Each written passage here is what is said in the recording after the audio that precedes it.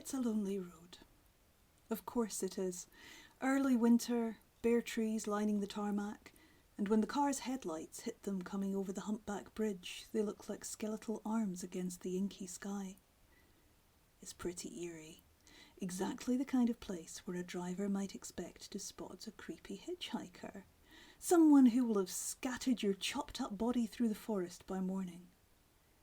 It's not a place where any sensible soul would stop to pick someone up.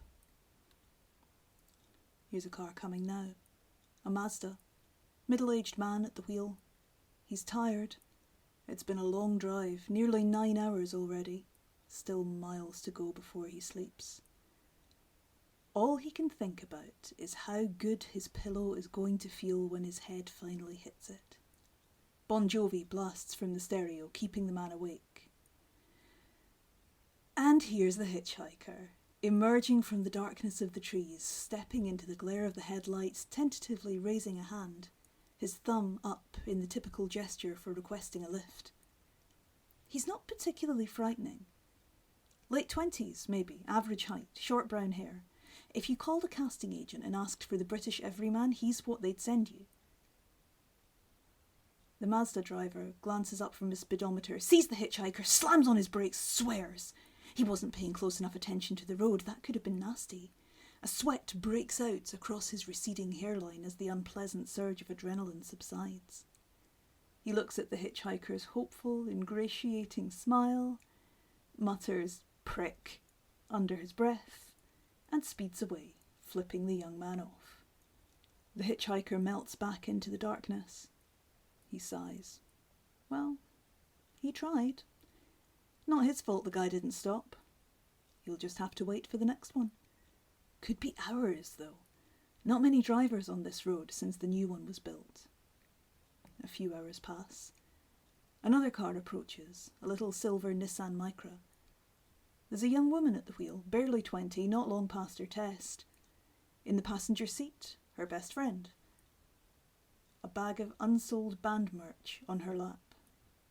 They're chatting about the gig they just played, how shit the sound guy was, how it'll all be easier once they've saved enough to move to the city. The young woman spots the hitchhiker well in advance, which gives her time to win a brief argument with her friend about whether to pick him up.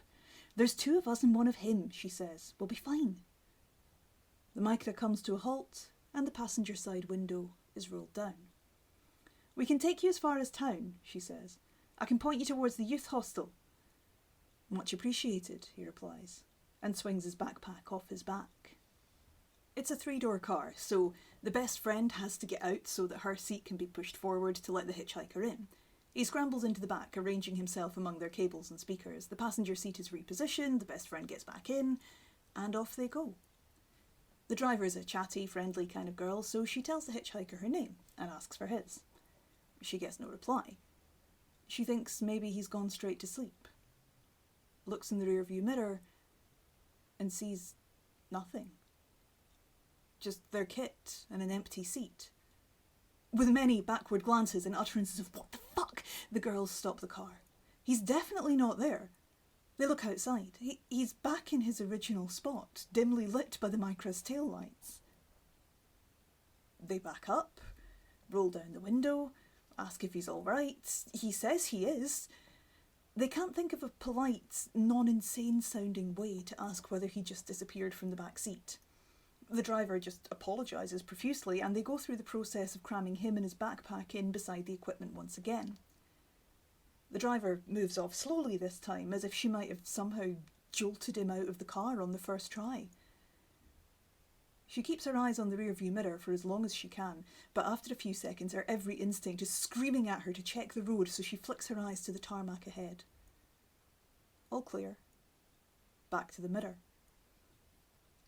He's gone, again. She stops the car, again. He's back by the side of the road, again. The driver's hand goes to the gear stick, ready to put the car into reverse, but her friend stops her. "Don't," she says. "This is some weird shit. Just keep going. Just get us out of here." The driver does.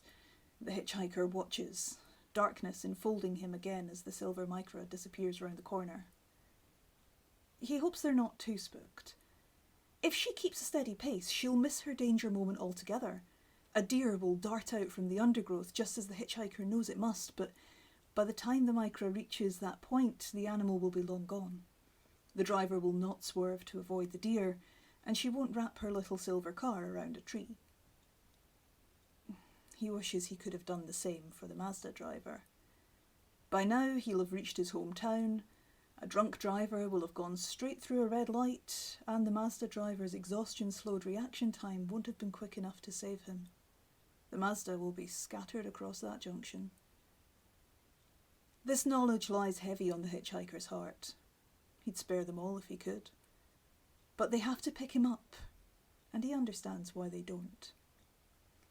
It pains him to think that people see him as an omen of death, but it's a small price to pay for the lives that he saves.